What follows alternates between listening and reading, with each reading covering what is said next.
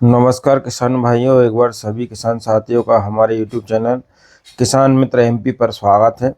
किसान साथियों, आप सभी दर्शक का हम हार्दिक स्वागत करते हैं। आज हम ऐसे विषय पर चर्चा करने जा रहे हैं जो हमारी धान की खेती में न केवल मील का पत्थर साबित होता है, बल्कि हमारी पूरी मेहनत और साल भर की उम्मीद का सार भी होता है। यह वह समय है साथियों, जब हमारी धान की फसल गवोट की अवस्था पर, यानी वो नाजुक समय जब फसल से बालियां निकलने के लिए पूरी तरह तैयार होती है। यह अवस्था फसल के लिए एक अग्नि परीक्षा के समान है साथियों।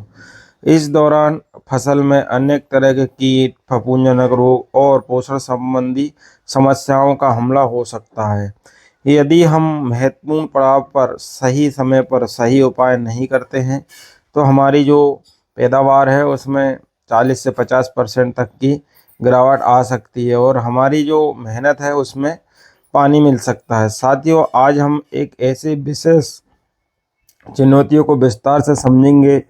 हम बात करेंगे उन सभी प्रमुख कीट, रोग और पोषक तत्वों की जो इस अवस्था पर हमारी फसल को ज़्यादा असर डालते हैं, और जानेंगे कि इन समस्याओं के जो सबसे ज़्यादा बड़े दुश्मन है हमारी फसल में, वह हमला करते हैं। उनमें सबसे ऊपर है तना छेदक और स्टेम बोर, और साथियों पत्ता लपेटक, लीफ फोल्डर। सबसे पहले हम बात करते हैं तना छेदक की। यह कीट एक तितली के रूप में आता है और फिर पत्तियों पर अंडे देता है। उन अंडों से निकली सुंडी तने में घुसकर अंदर उसे खोखला कर देती है। इससे पौधे के ऊपर से हरापन हरा भरा दिखता है, लेकिन साथियों बाली में दूध का बनना या दाना नहीं बनता है। इस स्थिति में हम आम भाषा में सफ़ेद बाली या वाइट हेड कहते हैं। यह हमारी फसल की सबसे बड़ा नुकसान है, क्योंकि इससे धीरे धीरे पैदावार पर असर पड़ता है। इसके नियंत्रण के लिए आपको बिल्कुल देर नहीं करनी चाहिए। आप फिप्रोनिल 5% HC, जो कि रिसेंट, और 400 ml प्रति एकड़ हमें इसका इस्तेमाल करना चाहिए। इसके अलावा आप कार्टाप हाइड्रोक्लोराइड 50% SP 500 ग्राम मात्रा को पानी में घोलकर छिड़काव कर सकते हैं। अब पौधा भोजन नहीं बना पाता है, जिससे पैदावार में कमी आ जाती है। पत्ता लपेटक के नियंत्रण के लिए आप क्लोरोंटानिलीफोल 18.5% SC जैसे कोराजन को 60 ml मात्रा को प्रति एकड़ इस्तेमाल कर सकते हैं। यह कीट और सुंडी दोनों को प्रभावी ढंग से नियंत्रण करता है। शीत ब्लास्ट और भूरा फुदका दोहरी चुनौती है। किसान भाइयों, धान की फसल में गवोट अवस्था पर एक और बड़ी समस्या आती है, जिसे शीत ब्लास्ट, शीत ब्लाइट कहते हैं। यह एक फफूंद जनित रोग है जो पौधे के निचले हिस्से यानी कि पत्ती के आधार से शुरू होता है और तने को धीरे धीरे धब्बे बनने लगते हैं, धीरे धीरे ऊपर की तरफ फैलता है। यदि इसे समय रहते नियंत्रण न किया जाए तो यह पूरी फसल को अपनी चपेट में ले लेता है, जिससे पैदावार में भारी कमी आती है।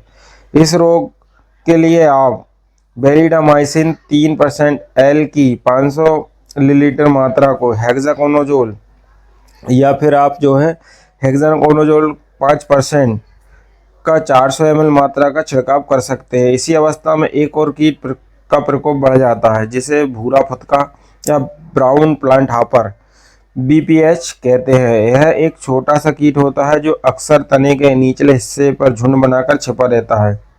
यह पौधे के तने का रस चूसता है, जिससे कि हमारा पौधा पीला पड़ जाता है और अंत में वह सूखकर गिर जाता है। इससे फसल बहुत ज़्यादा नुकसान होता है और यह पैदावार भी पूरी तरह चौपट कर देता है।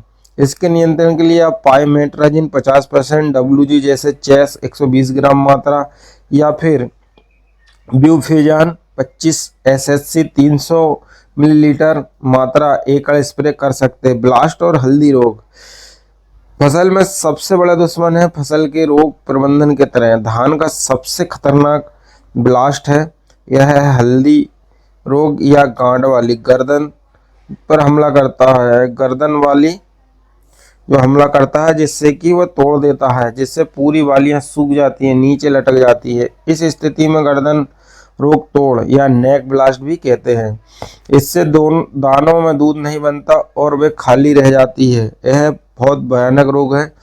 इसको साथियों ट्राइसाइकोजोल 75 WP जैसे कि बाम 125 ग्राम मात्रा को उपयोग करते हैं। अगर रोग ज़्यादा गंभीर हो तो आइसोपोथिलीन 40 cc 400 ml मात्रा प्रति एकड़ स्प्रे करें। और एक और सामान जनित रोग है जिसे हम फॉल्स स्मूथ कहते हैं, फॉल स्मूथ या हल्दी रोग भी कहते हैं। इन पर दानों पर पीले नारंगी और पीले हल्दी जैसे पाउडर लग जाते हैं जो बाद में काला हो जाता है। यह रोग दानों की गुणवत्ता को कम करता है। इस रोग की रोकथाम के लिए आप कॉपर ऑक्सीक्लोराइड 50 WG 500 ग्राम मात्रा का छिड़काव कर सकते हैं। पोषक तत्वों का महत्व, जिंक, बोरान और किसान भाइयों जो सबसे ज़्यादा कीट आते हैं उनका नियंत्रण ही काफ़ी नहीं बल्कि इस समय फसल को सही पोषण देना भी जरूरी है। गवोदस्ता और बाली निकलने के समय दो महत्वपूर्ण सूक्ष्म पोषक तत्व बहुत जरूरी होते हैं, जिंक और बोरान। जिंक की कमी से पौधे की पत्तियां पीली पड़ जाती है और पौधा बौना रह जाता है। इसे आम भाषा में खैरा रोग भी कहते हैं। जिससे जिंक पौधे में एंजाइम की क्रियाशीलता को बढ़ाता है और प्रकाश संश्लेषण में मदद करता है।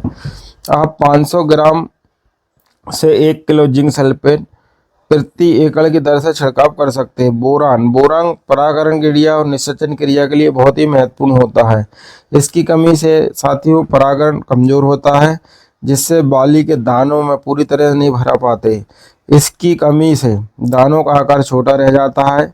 आप 100 से 150 ग्राम बोरान प्रति एकड़ की दर से स्प्रे कर सकते हैं। स्प्रे खास सही समय, सही खुराक और किसान भाइयों दानेदार खाद का भी हम पहले कर चुके हैं, लेकिन इस अवस्था में स्प्रे वाली खादें सबसे ज़्यादा असरदार होती है। सबसे पहले बात करें हम NPK 05234 की। यह एक घुलनशील खाद है जिसमें 52% फास्फोरस और 34% पोटेशियम होता है। इस अवस्था में फास्फोरस दानों के विकास में मदद करता है और पोटेशियम दानों को वजनदार बनाता है।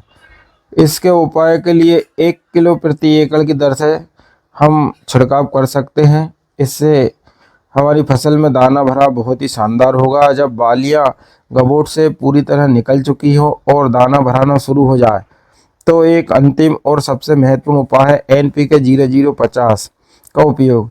यह पोटेशियम सल्फेट है जिसमें 50% पोटेशियम होता है और इस समय पोटास की आवश्यकता सबसे ज़्यादा होती है।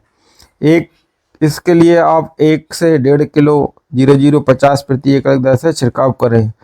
फायदा यह होगा कि आपके दाने चमकदार होंगे, उनका वजन बढ़ता है और उन्हें मौसम के प्रतिकूलताओं से लड़ने की शक्ति प्राप्त होती है।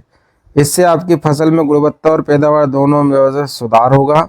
और साथियों अंतिम शब्द किसान भाइयों से हम कहते हैं, किसी भी कीटनाशक, फफूंदनाशक या उर्वरक का इस्तेमाल करने से पहले उस पर लिखे गए निर्देश को ध्यान से पढ़ें। सही मात्रा और सही समय का पालन करना बहुत ज़रूरी है जिससे आपका उत्पादन बेहतर होगा। और अगर किसी भी चीज़ में आपको कोई संशय है तो विशेषज्ञ की सलाह जरूर लें। किसान भाइयों आशा करते हैं हमारे द्वारा दी हुई जानकारी अच्छी लगी है और इसका लाभ उठाकर आप महत्वपूर्ण तरीके से अपनी फसल से उत्पादन लेंगे। धन्यवाद। जय हिंद किसान भाइयों।